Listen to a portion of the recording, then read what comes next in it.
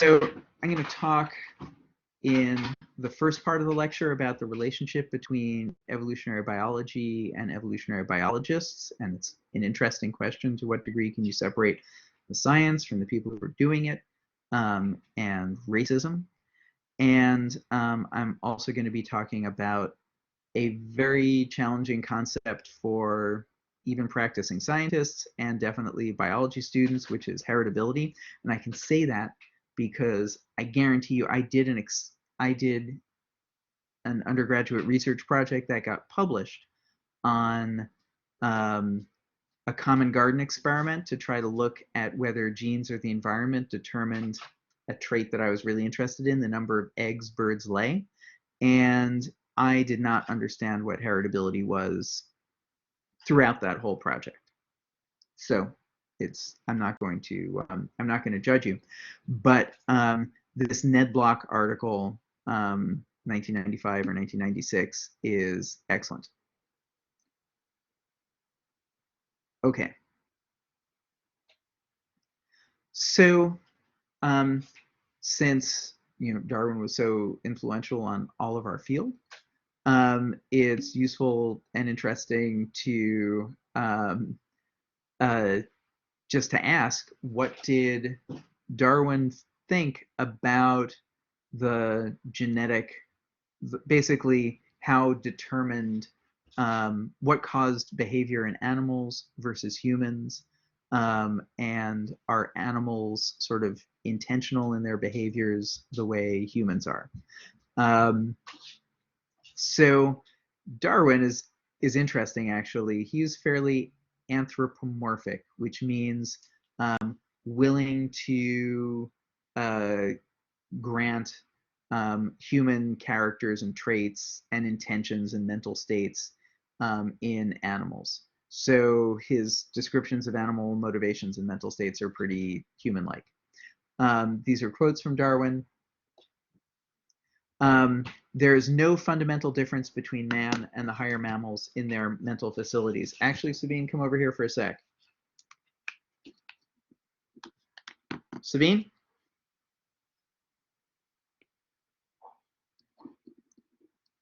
Sorry. It's just me home tonight with my youngest. And he was describing ants chasing and pretending to bite each other like puppies. So one thing is to think about, like, why is Darwin especially likely to grant animals kind of human intentions in their behaviors?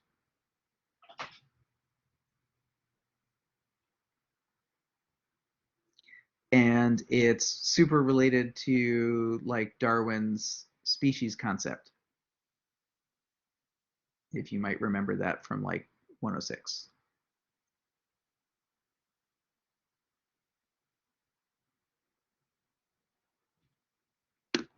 Okay, so that might be a little abstract. So Darwin's whole program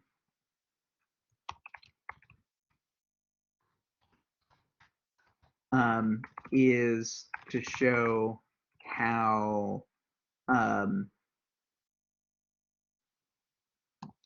gradual small changes allow species to diversify into many forms, all the species, all the diversity that we see today.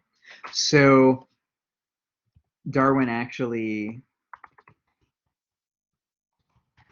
didn't believe in sort of in rigidly separated, and also wanted to blur any differences between animals and humans, because he was making the then, really meaningful argument that humans descended from non-human primates, right?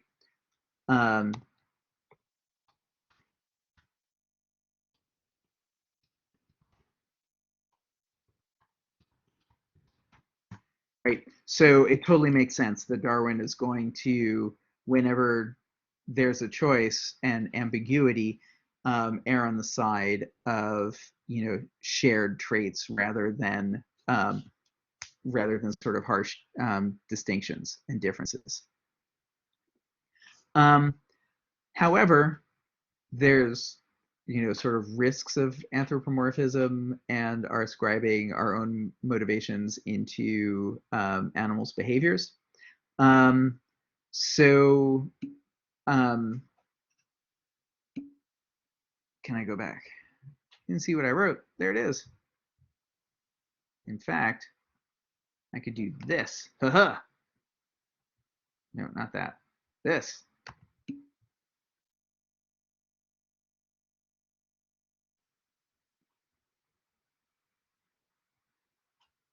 Okay. So there's this assumption that we can understand why humans behave the way we do by studying altruism and selfishness in animals. And this is a little bit off topic of what I'm about to get to, but I sort of want to make this point now that that's also called there's sort of two levels of mistakenness here. One is if we think animals are doing things for the same reasons we are, then we may falsely think we understand why we're doing things necessarily by studying animal behavior. And then the other thing is that lots of people study altruism and selfishness in animals on the assumption that that will explain why humans behave helpfully or unhelpfully.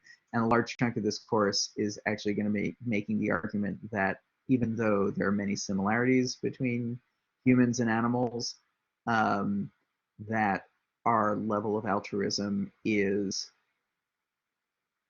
sort of categorically different. Like we cooperate with non-relatives on a scale that's not seen in any other animal group. That's mysterious, and that's one of the things that we're going to be trying to answer here. So there's the naturalistic fallacy, which is, and then there's also, this is called the fallacy of what is and what should be. One of them is called the naturalistic fallacy, which is if animals do it, it's okay, or we must be programmed to do the same thing.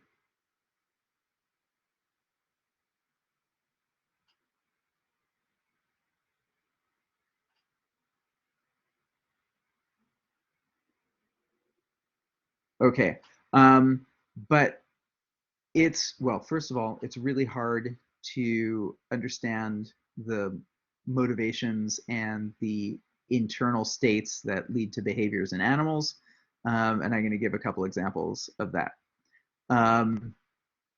So a lot of times we ascribe sort of intentions and also insights and sort of levels of planning and understanding of systems to animals when simpler explanations might also explain their behavior. And so I updated the link in the slides that I posted to Blackboard last week. The link was dead, so this is a different address, but it goes to the same. It goes to the same news story. So this was, I think it was like in 1996. A child fell into a gorilla exhibit. This is a much better story than the Harambe story, which was from 2016. But Binti was a young adult female. I forget whether she was a gorilla or a chimp. Does not matter for this story.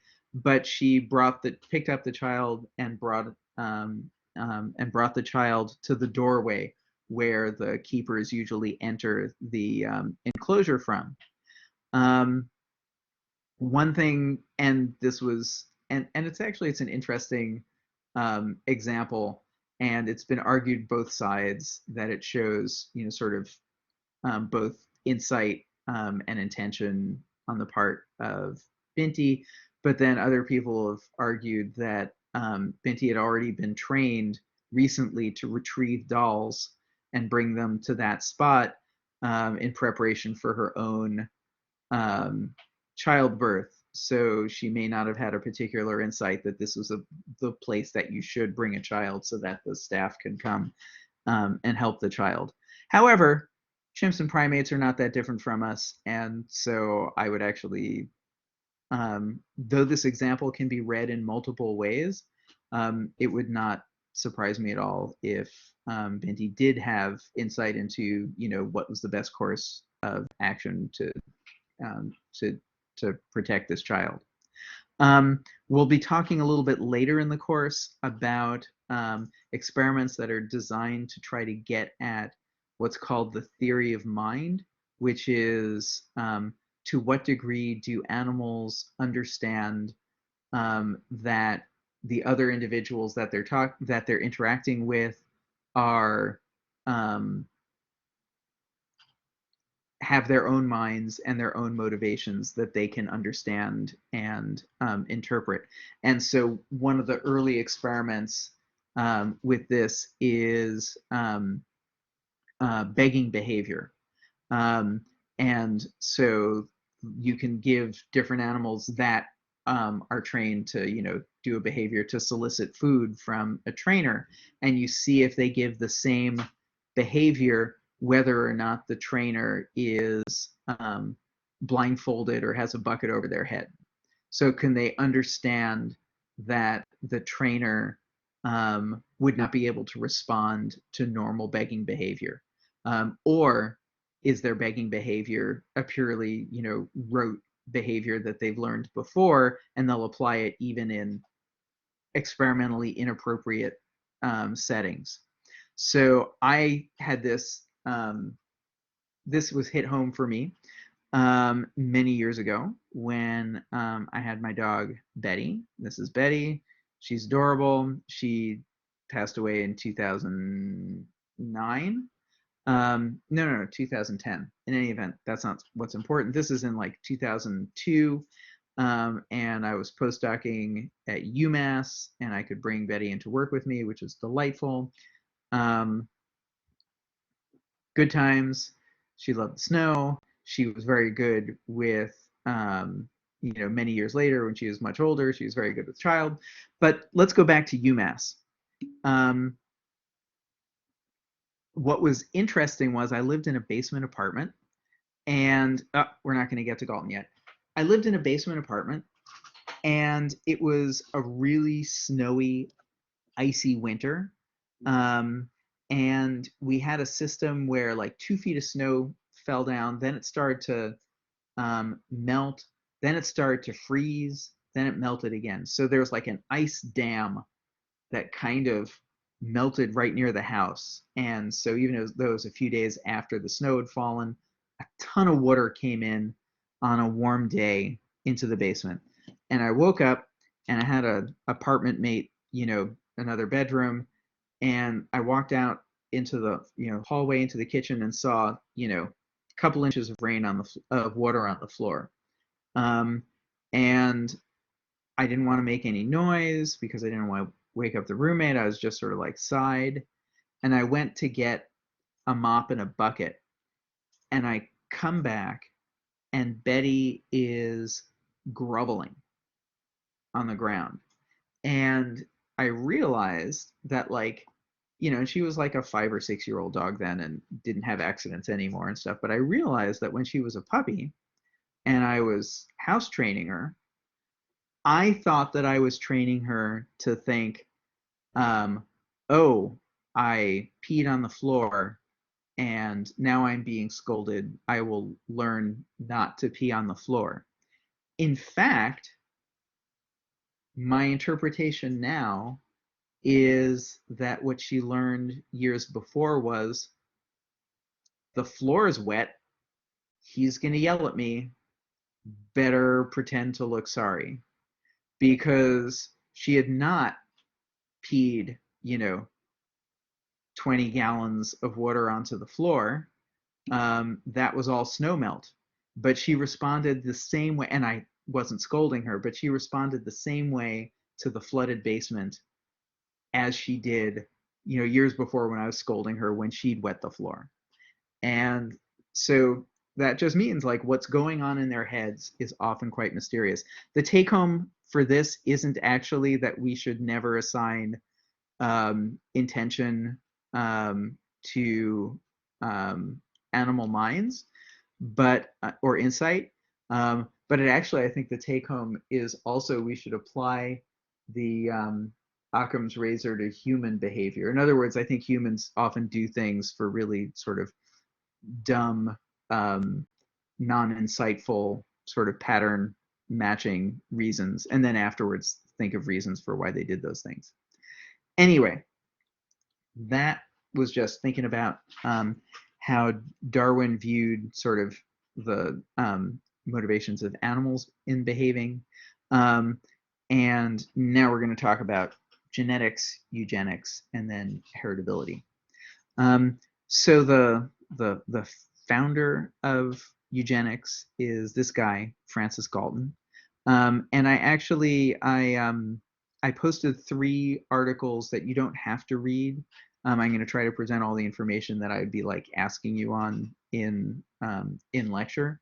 Obviously, the Ned Block article on heritability you need to read closely. But if you're interested in this stuff, and it is kind of interesting and sort of important since you're going to be using the statistics that these, racist geneticists developed, there's some follow-up reading that I used to make the lecture that I posted in Blackboard as well. So Galton is related to Darwin, also wealthy and smart, although a bit of a dilettante, bounced among different fields. He's invented many phrases that clearly resonated, and still to this day, like nature versus nurture, asking whether the differences among people are caused by their genes or their environment. Although a lot of this was before genetics was understood. Regression to the mean, which we'll be talking about in a few slides.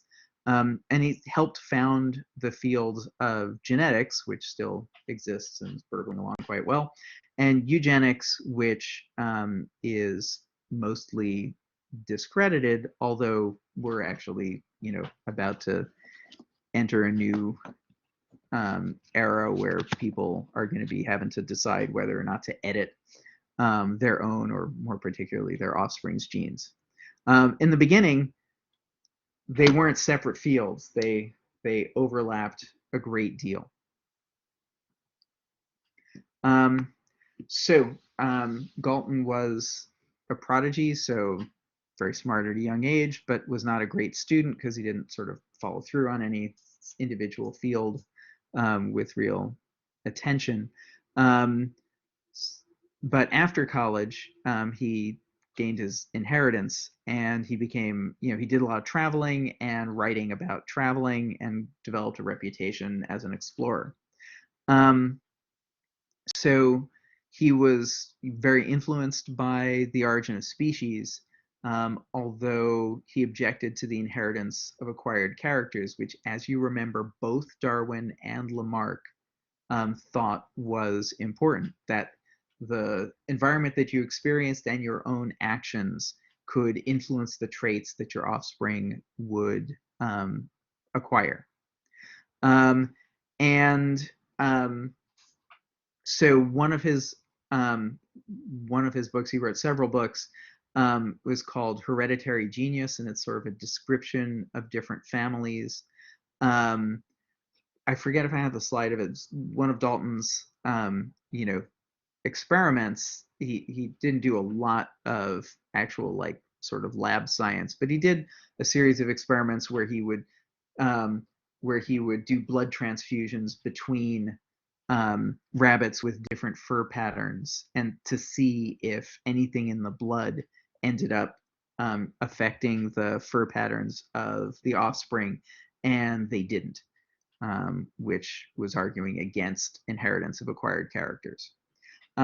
Anyway, the take-homes of Hereditary Genius were that, the not profound conclusion that famous people tend to come from families with other famous people, which can, of course, be explained as a result of the advantages that famous people can give their children. But he argued that that couldn't explain why famous people tended to come from families that were already very successful, because there were exceptions. So he's like, every family has some idiot that never accomplishes anything in their life, or you're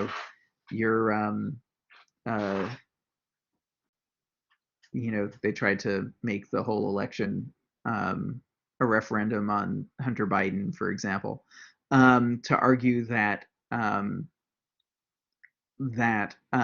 just because you come from a wealthy family doesn't mean you're going to be successful.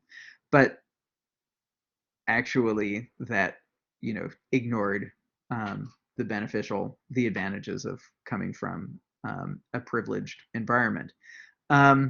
So, but that was his thinking, and he had this. Remember, this is before Mendel, so there's no good theory of inheritance, and you're basically free to kind of make up whatever stuff you want.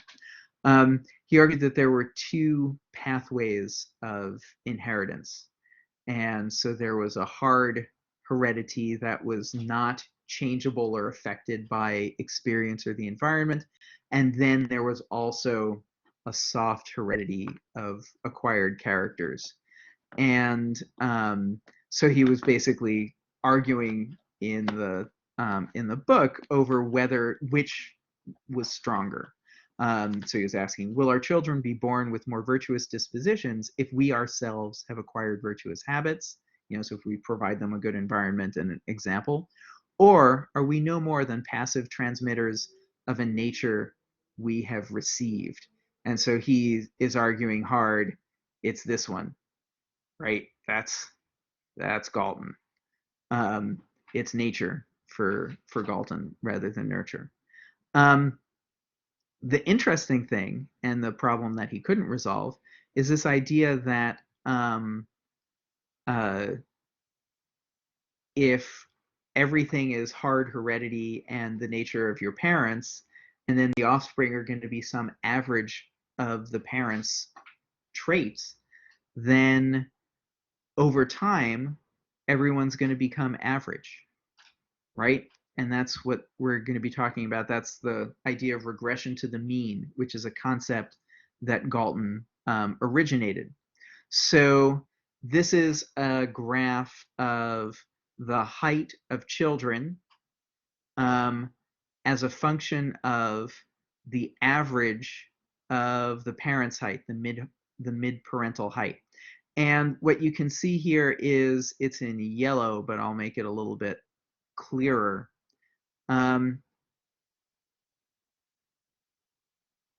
You might expect the children to be directly proportional to the average height of the parents, but whenever you actually do this experiment or survey on real data, what you see is it's actually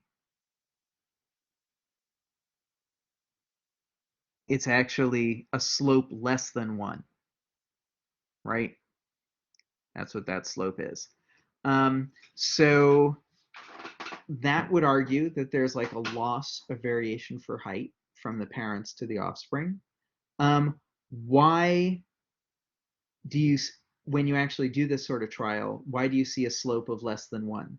Why are the kids not just the average, the exact average of their parents?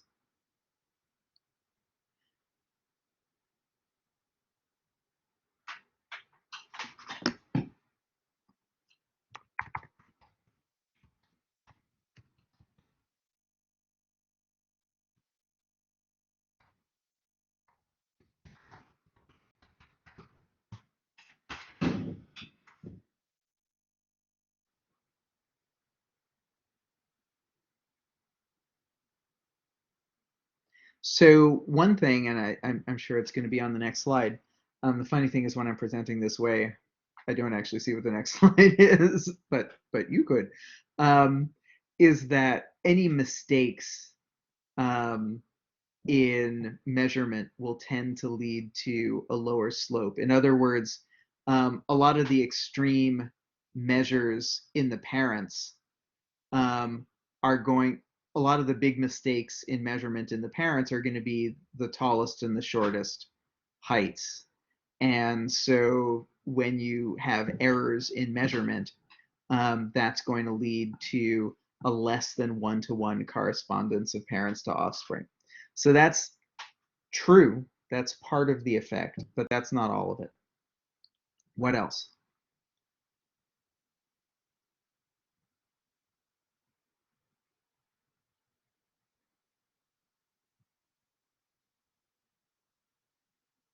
Well, the main reason um, is that lots of the variation, sorry, lots of the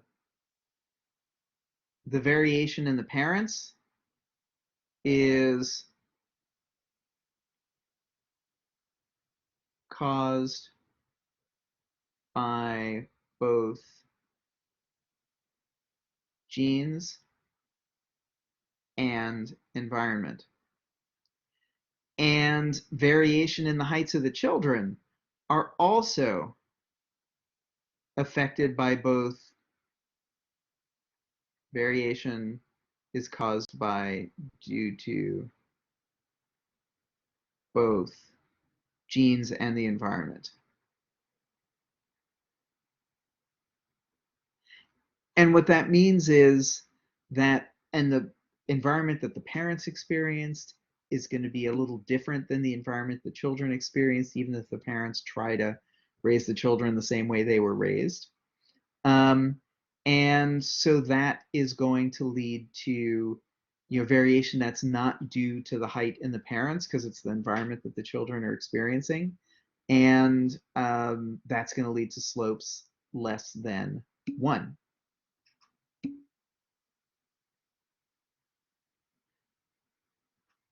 So nutrition is affecting both of them.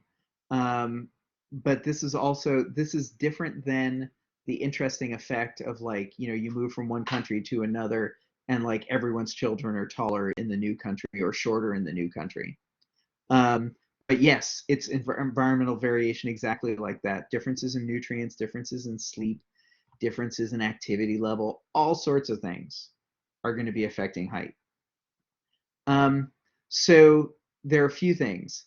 This one that the first I mentioned is this statistical artifact that extreme measures are more likely to be mismeasured or affected by random chance. Then there's the last one that I skipped to, which is that offspring and parents are phenotypes are both formed by genetic, but also environmental and also interactions between genes. And those are going to lead to a slope that's less than 1-to-1. Um, Galton was arguing that each offspring are going to be some bit of an average of both parents. So unless tall parents only mate with other pair with other marry other tall parents and short parents only marry short parents, you're going to end up having a regression towards the mean overall because the kids are the average of the parents and they're going to be blending um, that variation away.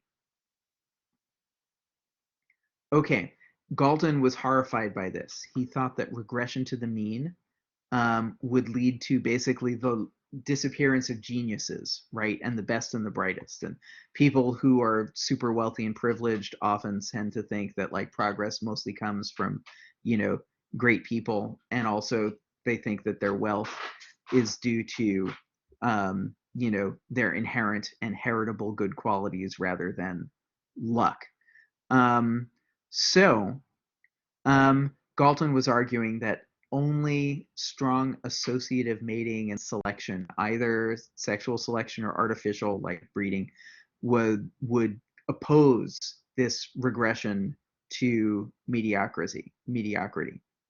Um, Other sort of evolutionary thinkers at the time included Weismann, who, along with Galton, was developing these arguments that the separation of the soma, the body, and the germ cells, the cells that will become eggs and sperm, happen early in life. So environment won't be inherited.